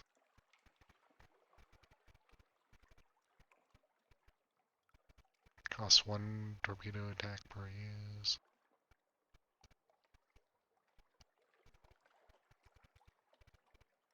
Oh, that's also a forward weapon.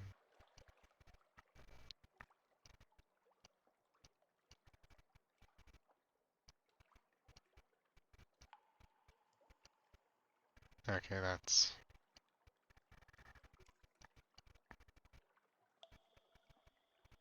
So, +4, but yeah, that doesn't feel worth it. That's 1 torpedo.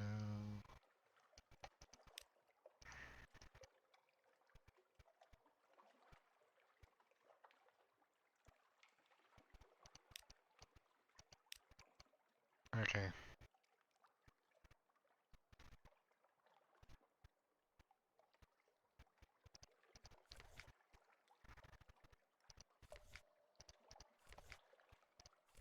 I'll keep it to 3.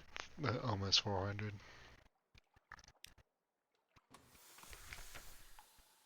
Okay. With that, I'm ending this session and switching over to the Binding of Isaac. So, time for the shill shit.